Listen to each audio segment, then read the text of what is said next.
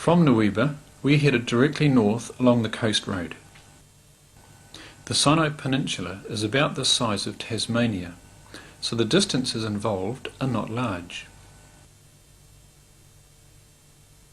Our next destination was Israel, where the Dead Sea is located. But first we stopped for some supplies at Israel's port in the Gulf of Ahavah, the town of Eilat. Israel enjoys a noticeably higher standard of living than many of its Arab neighbours. Prices are noticeably higher too, but at least we could get certain items that were hard to find at Nueva.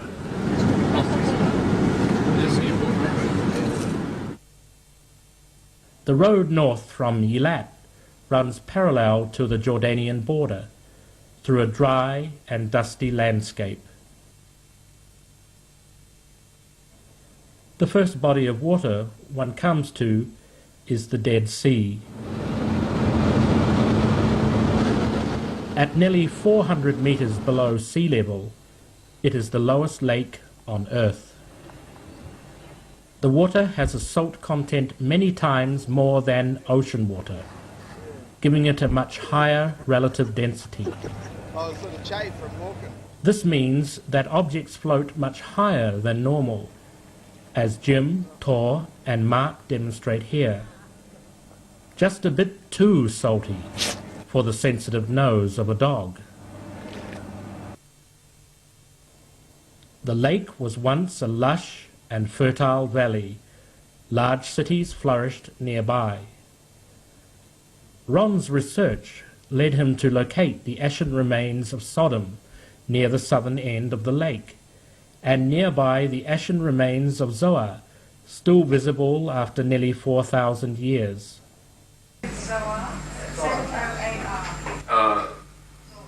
Zoar is south of Mount Sodom. If you visit there, there's a sign, an orange-colored sign that points off to the west and says Mount Sodom. You go down and take the highway up towards Beersheba. When you get up to the top of that big grade, there's a pull-off up at the top. Very stiff wind blows up there all the time, and you can look right down on the remains of Zoar and get pictures of it. The distinct square outline of the city is still visible, as this color-enhanced photograph clearly shows. The square shape is what one would expect to find, since ancient cities were often built within a square boundary of defensive walls. Erosion from wind and rain means that virtually nothing recognizable remains.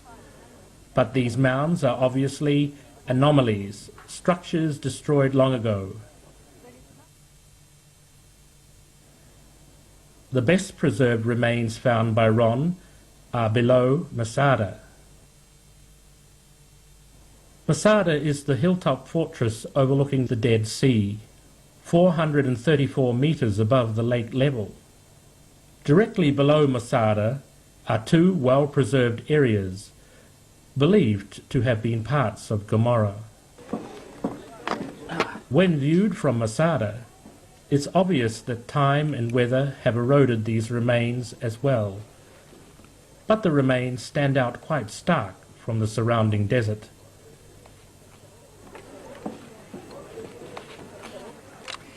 But I got no doubt it was a city.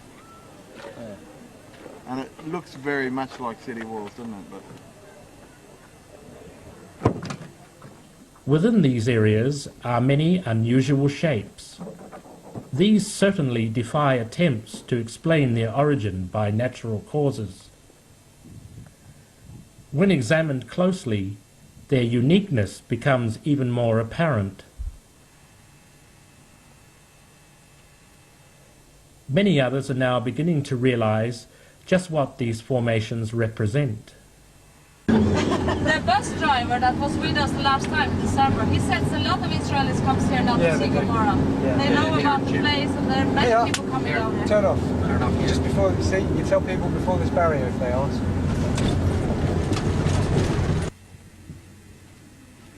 Entering the remains, one is immediately impressed by the magnitude of them. These were big cities. Prior to the destruction recorded in the Bible, a large population had flourished here for some time before the sudden destruction came. Recent findings reveal just how large that population was. The ancient Canaanites buried their dead, and archaeologists across the valley from this site have found huge Canaanite burial grounds. Conservative estimates put the number of these graves at well over 1 million. Despite nearly 4,000 years of weathering, remarkable shapes can still be seen in the ash. Such as this sphinx shape, and the remains of a double wall extending at 90 degrees. It's fallen down from up high. That's quite hard. The remains consist largely of calcium sulfate. Calcium sulfate is a byproduct when limestone is burnt with sulfur. This is exactly what one would expect to find.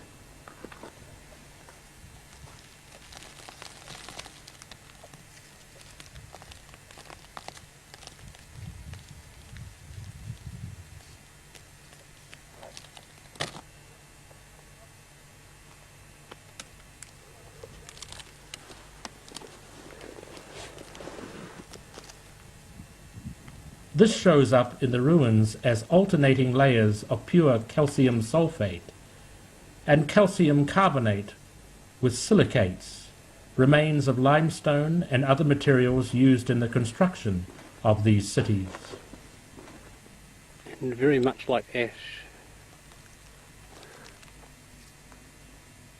Whereas the white layers remained fairly hard. Bizarre. It feels like, well, icing sugar or something. Yeah. You don't get it from river flows. No. It's just incredible. Got any sulfur balls in it? Yeah, here's a few little ones, but there's some massive ones around. The sulfur balls are located in the upper parts of the ashen remains. This would indicate that they were burned from the top down. That's where the thermal ionization patterns or firestorm patterns are laid out in the ash, is at the top, near the top. Are they all along the same line? Yeah, it looks like it.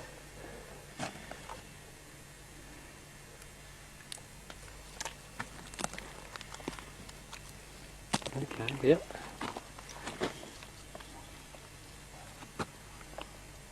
There's a little ball, and there's a few there. And they're just sitting in the layers of straight ash.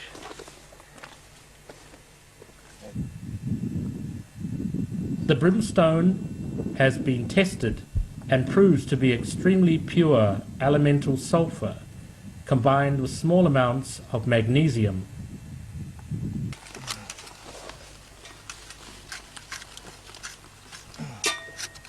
This will be a really nice sample.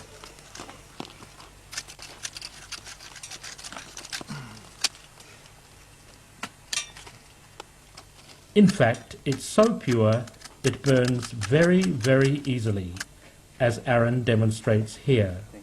Oh, that's strong. Cool.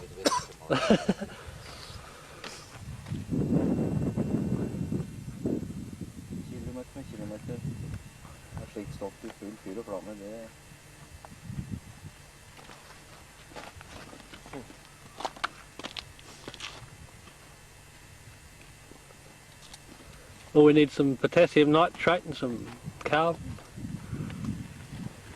Yeah, what would that be? It's in the Bible that it would be an eternal fire. It is still burning.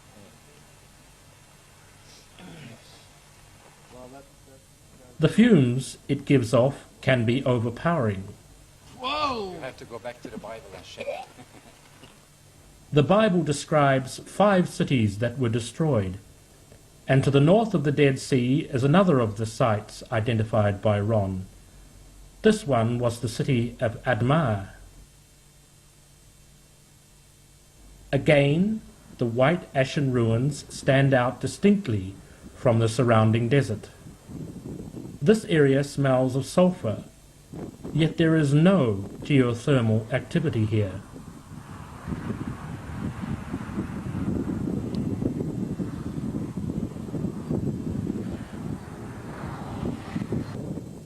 A closer investigation revealed some interesting evidence.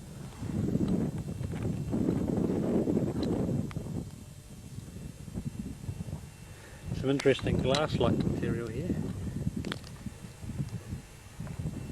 As with all sites examined, it is far above the Dead Sea, too high to attribute to sedimentary deposits from the lake. And again, symmetrical formations are apparent. For example, these rectangular shapes, which perhaps were once stone blocks. Where's that sulfur you found, the big bit? Yeah. Oh yeah? It's got a good bit. And brimstone is present in the ash.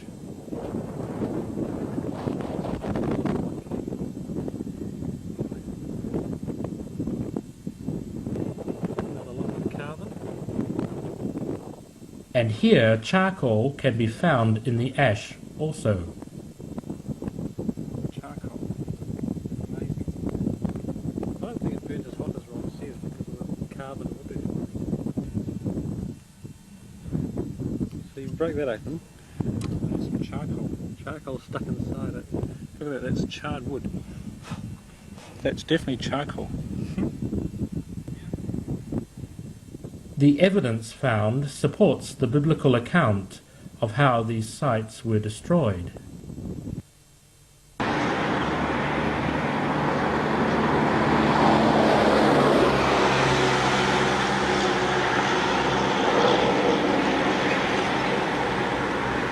The next step was to have these samples analysed to determine their exact composition. Want to stand in front of it. but even so, they actually are absorbed by air, so the measurements bombard the surface and all the atoms then absorb some of that radiation and release it, like fluorescent, at a certain wavelength, and the amount of fluorescent radiation is proportional to the amount of the element. Okay.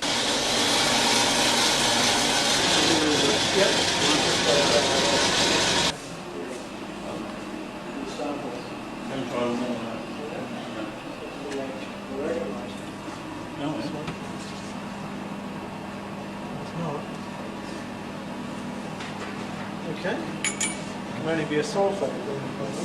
That test showed that the ash was a sulfate, a byproduct of a sulfur reaction, which is what we'd expect. Shifting position now. It's actually already begun the first scan of 12, 14 scans.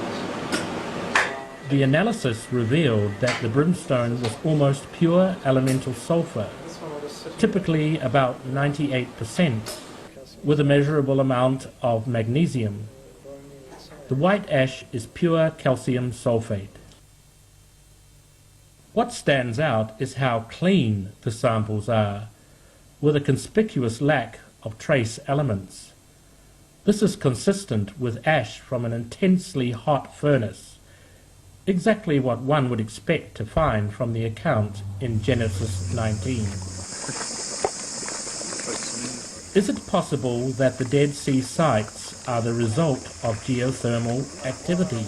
Yes, and a few people have a hat. The sulfur from Gomorrah is distinctly different to sulfur found in geothermal regions, such as Rotorua in New Zealand. The white colour of the sulfur is the result of it being exposed to high temperatures for a period of time, as happened at Gomorrah. By contrast, sulfur from geothermal regions is usually no more than 40% pure. The scenario is this. The cities, built of limestone, which is calcium carbonate, had sulfur and fire rain down upon them. The principal byproduct from this reaction was very pure calcium sulfate, which is what the ashen remains consist of. This is exactly what one would expect to find, based on the account in Genesis 19.